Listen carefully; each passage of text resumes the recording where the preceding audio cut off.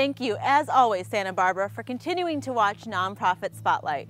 We're at Lotusland, and today we'll be talking with curator Virginia Hayes and executive director Carolyn Stauffer. Let's start our tour. Virginia, Lotusland is one of Santa Barbara's favorite destinations. Can you start off by telling us a brief history of this wonderful gem? Sure. I think a lot of people don't really know that it's been here as a property developed for a really long time.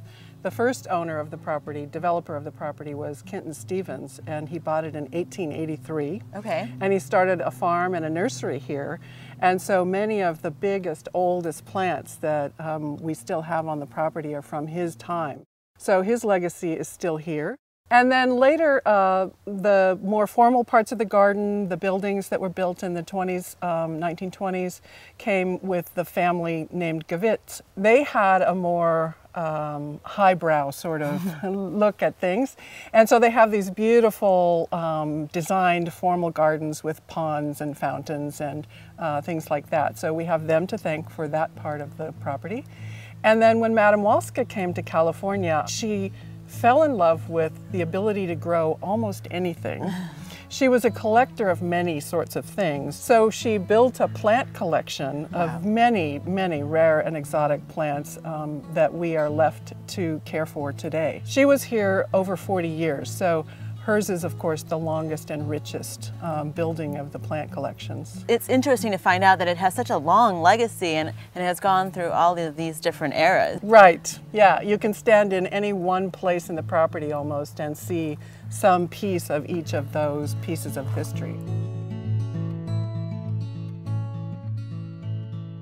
Well, can you share with us how Lotusland went from a private residence to a public garden? Sure.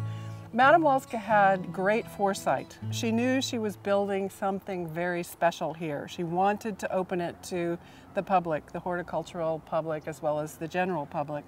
And as early as 1966, she was figuring out how to leave this in a nonprofit status so that it could be open later to the general public under a foundation.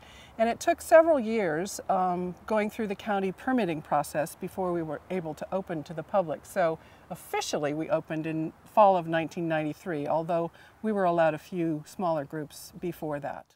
You know, we've learned so much about Lotusland already. If people haven't already been here, I'm certain they're going to want to come. Tell us about how someone visits Lotusland. Okay. We, because of our permit to operate under the county, are restricted to 15,000 visitors per year. Okay. We operate from mid-February to mid-November, Wednesday through Saturday. But everyone must have a reservation to come to the garden. So you call our office, you pick a date, you choose a morning or an afternoon tour, and you sign up. Sounds easy. And in addition to the 15,000 visitors that can come through the reservation department, we have are allowed 5,000 extra visitors, K through 12 students. So they learn photosynthesis and all these interesting terms about plants, and then they come and see how that is played out in the garden. So they become junior botanists after they've had a visit to Lotusland. And one of the other key points of this program is that we have tailored the program to fit the California State Life Sciences curriculum so that the teachers can use all of this material in their curriculum.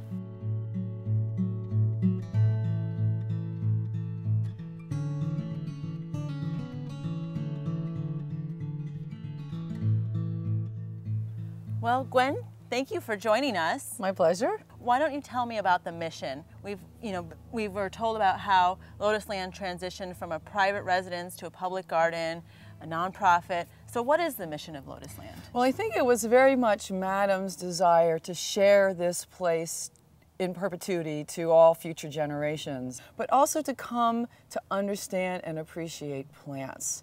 And so our collections are very serious, and we've got important conservation work we're doing here, and of course important education that we're doing, especially with children, and that's very, very true to the mission and the legacy of Madame.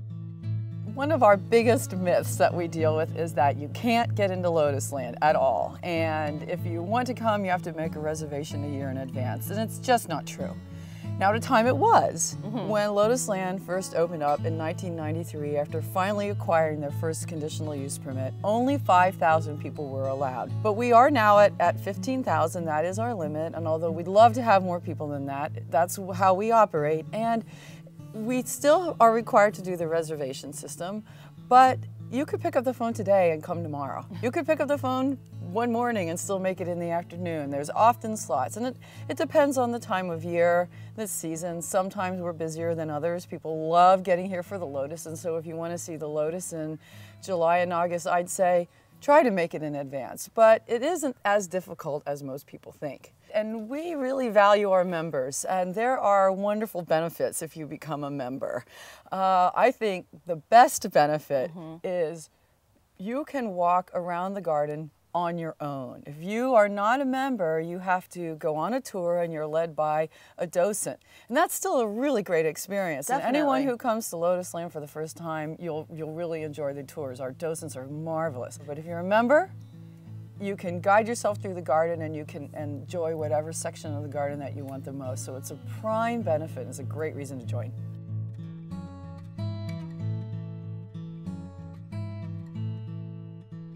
We've got an incredible staff here, and I want to share with you one of the things that they're doing, which is cutting edge and is not happening in any public garden that we know of in the country, and that is our sustainable horticulture program. We do everything biodynamically. Beyond organic. We have no chemical inputs, no chemical fertilizers or pesticides of any sort. Everything is done organically. And we've been doing this for 16 years.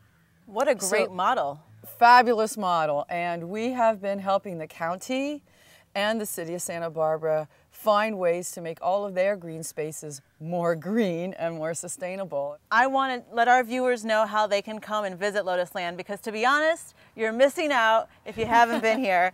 This place is absolutely inspiring. You're doing great work when it comes to the sustainable horticulture. Let our viewers know how to contact you and your website information. Sure, absolutely. So if you want to come to Lotusland, call us at 969-9990. Easy number to remember. Easy enough. And we are at www.lotusland.org. Well, thank you, Gwen, for showing us around. You and your staff are absolutely fantastic. Thank you. You're watching Nonprofit Spotlight. For more information on the Nonprofit Spotlight, check our website at www.sbchannels.tv.